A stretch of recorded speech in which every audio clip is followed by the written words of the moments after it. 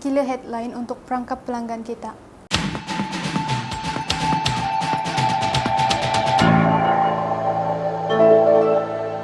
Assalamualaikum dan hai. Hari ini saya akan kongsikan 5 tips macam mana mau guna killer headline untuk perangkap pelanggan kita.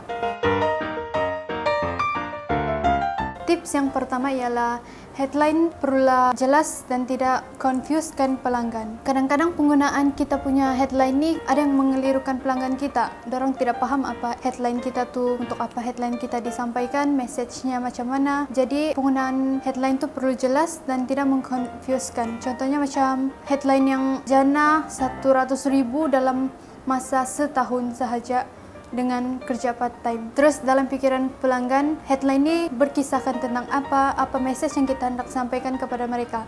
Mesti dalam pikiran dorang tertanya-tanya, 100,000 tu dapat sekaligus kah, atau part-time tu kerja apa sebenarnya. Oleh itu, headline kenalah gunakan ayat yang jelas dan tidak membuatkan pelanggan keliru.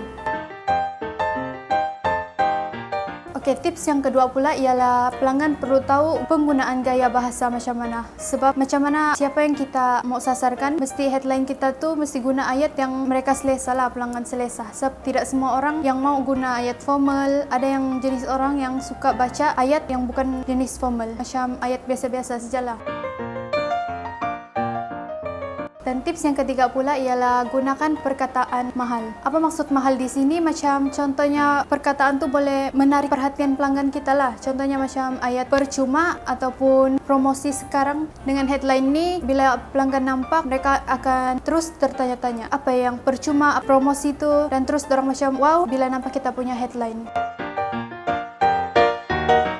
Tips yang seterusnya pula ialah beri gambaran yang jelas tentang produk kita, apa yang kita mau sampaikan kepada pelanggan tu. Begitulah juga kita punya headline, supaya dorang faham apa yang kita mau sampaikan sama dorang. Lebih-lebih lagi untuk dorang buat perbandingan. Menggunakan headline saja, dorang boleh kasih banding tu benda sebenarnya untuk apa, macam mana tu benda kena buat lah. Contohnya macam kita bila kita promosikan ubat untuk mengurus, macam mana penggunaan headline kita mesti tunjukkan perbezaan supaya dorang boleh buat perbandingan lah. Contoh, kurangkan 5 kilo dalam masa 7 hari. Ini boleh buat pelanggan macam lebih suka dan tertarik untuk kita punya headline lah.